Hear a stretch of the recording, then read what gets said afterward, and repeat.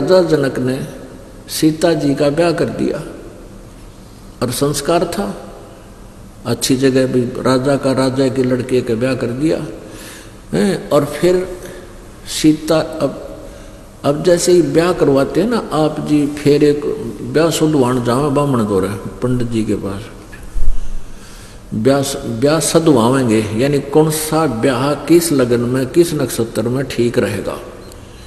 तो ये ब्राह्मण लोग यानी ये बताने वाले ज्योतिषी जाछी ये न्यों कहेंगे फलानी तारीख को शुभ है, उसको शुभ है, इस महीने में ब्याह नहीं करना चाहिए, इसी लटोटर बताएंगे।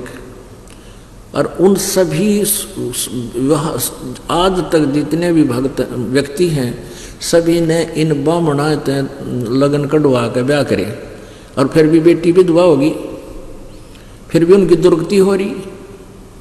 तो परमात्मा कहते हैं कर्म रेख टारे नहीं टरे। तुम जो साधना करते हो तुम्हारे जो कर्म के लेख हैं वो नहीं टल सकते, वो टलेंगे पूर्ण परमात्मा की सत साधना से, कबीर जी की साधना से आपके माड़े लेख भी टलेंगे। उसके बारे में क्या बताते हैं, जब सीता जी का ब्याह कराया वशिष्ठ मुनि जी राजा दशरथ के गुरु थे और श्री राम और रामचंद्र लक्ष्मण जी के भी गुरु थे, ब्राह्मण थे। उन्होंने 3 दिन तक ब्याह लेट कर दिया। जब राम ने धनुष भी तोड़ दिया 3 दिन तक ब्याह लेट कर दिया। किस लिए कर दिया कि अभी शुभ घड़ी नहीं है, तीसरे चौथे दिन जाकर शुभ लगन सही नक्षत्र हो जाएंगे और फिर लड़की सदा सुखी रहेगी, इनकी जोड़ी सदा बनी रहेगी, सुखी रहेगी।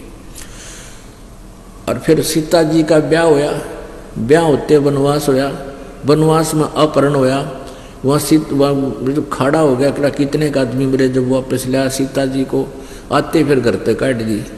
बता क्या सुख होया उसने, उस ब्राह्मण यानी आज के ब्राह्मण उस वशिष्ठ मुनि जैसे नहीं हो सकते।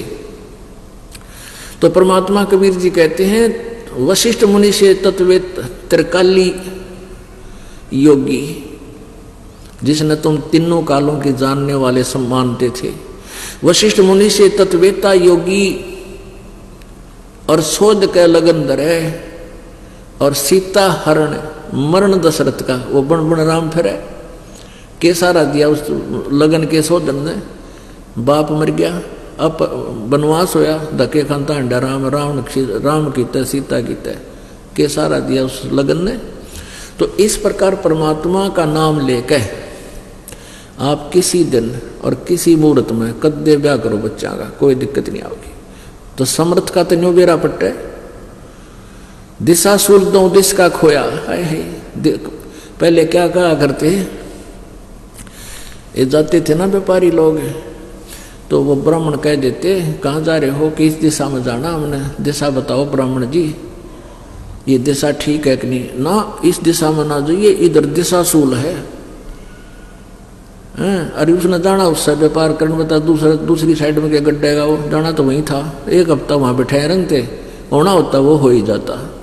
तो परमात्मा कहते हम ऐसा नाम देंगे थारे 10 दिशा का दिशा सूल समाप्त हो जाएगा, चाहे लेफ्ट जाइए, चाहे राइट, ऊपर जाइए, चाहे नीचे, कहीं यानी आकाश में विमान में जाना, चाहे किसी तरह जाना।